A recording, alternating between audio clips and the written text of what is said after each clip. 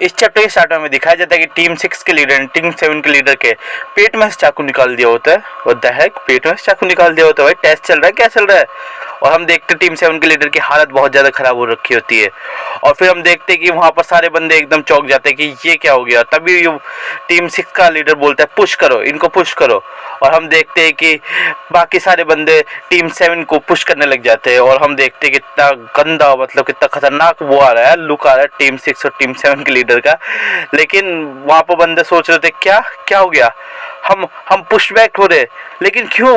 उसके बाद हम देखते हैं कि यार ये तलवार हटाओ ना यार इसके पेट में से यार। उसके बाद हम देखते हैं कि वहाँ पर टीम 6 का लीडर बोलता है सप्रेस करो सबके सबको, कोई स्टैंड बैक नहीं करना चाहिए। और गार्डियन ली ये देख के थोड़ा शॉक हो जाते हैं। और हम देखते हैं वहाँ पर सारे बंदों की फटी पड़ी है, यार ये क्या हो गया।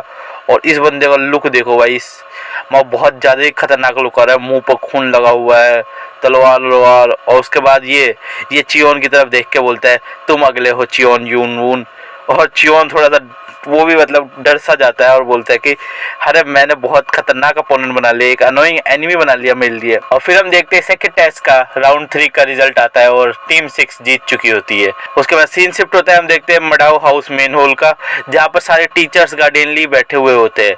वहाँ पर एक टीचर आता है और बोलता है गार्डियनली को यहाँ पर लिस्ट है सारे फेल पार्टिसिपेंट्स की और उनके ग्रेड्स की अप टू टीम 5।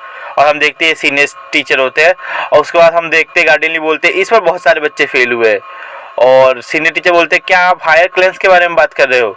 और गार्डियनली कहते हैं कि जो क्लैंस के बिना है वो गार्ड्स बनेंगे, और हाई और मिडिल क्लास क्लैंस वाले वो उनका कोई मतलब नहीं है, लेकिन जो हायर क्लैंस के हायर्स है उनको जरूर थोड़ा सा बुरा लग रहा होगा, वो जरूर थर्ड राउंड तक इसको कर लेते अगर ये ग्रुप टेस्ट नहीं होता। और ऐसा कुछ हो सकता था अगर हम पुराने रूल से ही जाते हैं ओल्ड डिमोनिक एकेडमी की गाइड्स के द्वारा। और सीनियर स्टाफ कहते हैं अब कुछ नहीं हो सकता, छोड़ो। और सीनियर स्टाफ आगे बोलते हैं कि अगर हमने जल्दी से फेल पार्टिसिपेंट्स के पोजीशन और ड्यूटीज को जल्दी से नहीं किया उनके परफॉर्मेंस को देखते हुए, तो हायर क्लास जरूर प्रोटेस्ट कर सकते हैं हमारे खिलाफ। और गार्डियनली कहते हैं कि जो हायर क्लास के हायर्स है वो जरूर बड़े और रिस्पेक्टफुल बड़े होंगे क्योंकि उनके पास अपने क्लैन के मार्शल आर्ट्स है, लेकिन मिडिल क्लास और लोअर क्लास वो अपना एक चांस खो देते हैं मेडिसिन बोल पाने का और एंटायर करने का प्रीशियस लाइब्रेरी के अंदर। और दूसरे हाथ पर जो लोग पास हुए हैं वो जरूर से अभी प्रीशियस लाइब्रेरी के पास गैदर हुए होंगे। और हम देखते हैं मडाउस हाउस का प्रीशियस लाइब्रेरी, वहाँ पर चियोन भी जा रहा होता है और चियोन सोच रहा होता है ये द प्रीशियस लाइब्रेरी है, ये तो ग्रैंड मेन हॉल से भी ज़्यादा बढ़िया है। और चियोन सोचता है कि जो पहले के कैडेट्स है वो तो पहले से फर्स्ट फ्लोर लाइब्रेरी के अंदर जा चुके हैं जब मैं इन्फर्नी के अंदर था, तो शायद से आज वो सेकंड फ्लोर पर जाएंगे। और फिर हमें फ्लैशबैक का सीन दिखाया जाता है जहाँ पर राइट गार्डियन बोल रहे होते हैं कि तुम बस अपना पूरा ध्यान बटरफ्लाई शॉट टेक्निक और स्पेरिंग ड्रैग ब्रीथिंग मेथड को सीखने में लगा दो और फालतू की चीज़ों में अपना टाइम वेस्ट मत करो। और तुम्हें ऐसा करना पड़ेगा क्योंकि तुमको अपने इंक्रीज करने पड़ेंगे चांसेस टेस्ट में पास होने का। और चियोन बोलता है यूजलेस स्टफ्स, क्या आपका मतलब प्रीशियस लाइब्रेरी से है? और राइट गार्डियन बोलते हैं हाँ बिल्कुल सही बोला तुमने, तुम अभी जो मार्शल आर्ट सीख रहे हो वो पहले से 4th या 5th फ्लोर की टेक्निक से, थैंक्स टू तुम्हारे टीचर। तो तुम अपने आप को इतना उदास मत करो कि तुम अभी फर्स्ट फ्लोर लाइब्रेरी पर नहीं जा पा रहे, और ऐसा कुछ भी नहीं है जो मेरे मार्शल आर्ट्स के करीब भी आ सकता है। और चियोन मन में सोचता है अच्छा हाँ उसने यही कहा था, लेकिन मेरा नैनो है और मैं जितनी हो सके उतनी किताबें स्कैन करने वाला हूँ 1st और 2nd फ्लोर लाइब्रेरी के अंदर।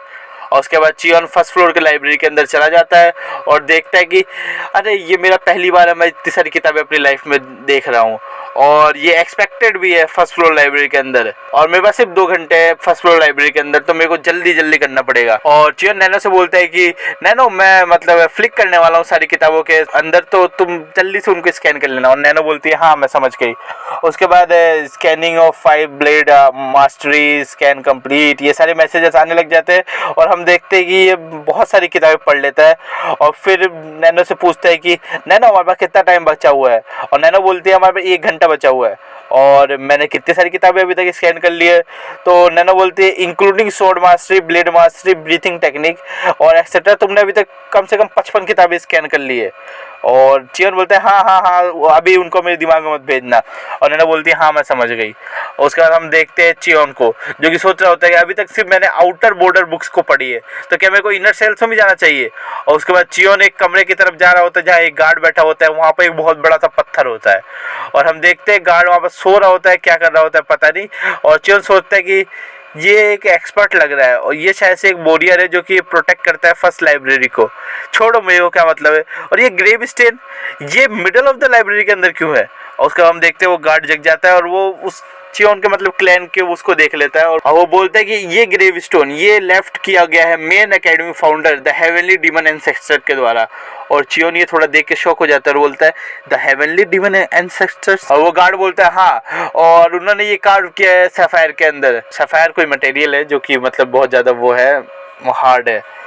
और चियोन सोचता है क्या ये पोएम है और ये यहाँ पर लिखी हुई है, रुको क्या ये उसने कार्व किया है अपने फिंगर से। और ये बहुत ज़्यादा अमेजिंग है। और एंसेस्टर ने अपनी फोकस किया निंगन का अपने फिंगर के अंदर ये सारी चीज़ें लिखने के लिए सफायर के अंदर, जो कि बहुत ज़्यादा हार्ड है स्क्रैच करने से। और हम उसको भी स्वॉर्ड और एक लार्ज अमाउंट ऑफ निंगन से भी स्क्रैच नहीं कर सकते। उसके बाद वो गार्ड फिर से बोलता है पीपल्स यहाँ पर आते हैं और फोकस करते सिर्फ अपनी किताबों को पढ़ने में और वो इस चीज़ के ऊपर बिल्कुल ध्यान नहीं देते, लेकिन तुमको ये मिला क्योंकि तुम जरूर से एंसेस्टर के माइटी ट्रेस से हो और शायद से तुम उनके ब्लड लाइन से भी हो इसलिए।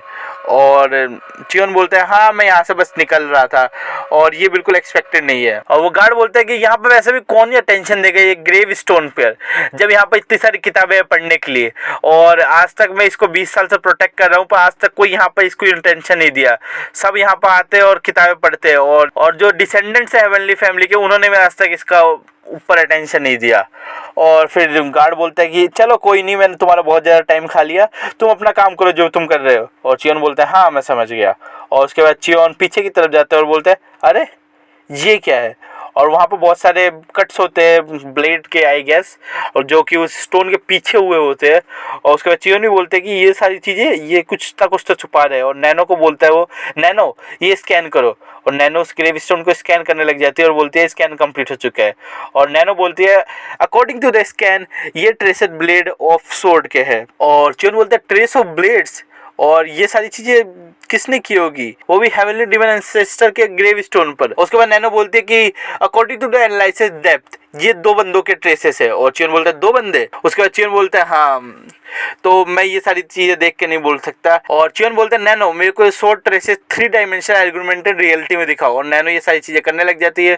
और उसके बाद चियोन बोलता है यहाँ पर बहुत ज़्यादा डिफरेंस है स्ट्रेंथ और एंगल में हर शॉर्ट की यूज़ में, ये बहुत ज़्यादा आसान है ओवरलुक करना इस फैक्ट को कि ये ट्रेसेस 2 आदमियों ने छोड़ रखा है। तो क्या किसी चांस से वो लोग ओरिजिनल स्कैल्पिंग को छुपाना चाहते हैं। तो चियोन बोलता है नैनो तुमने बोला था कि तुम डिफरेंशिएट कर सकते हो 2 पर्सन्स की शॉर्ट ट्रेस में, राइट। और चियोन आगे बोलता है तो एक काम करो पहले बंदे की छोड़ के दूसरे बंदे की शॉर्ट ट्रेस को हटा दो। और उसके बाद चियोन नैनो ये सारी चीज़ें करने लग जाती है।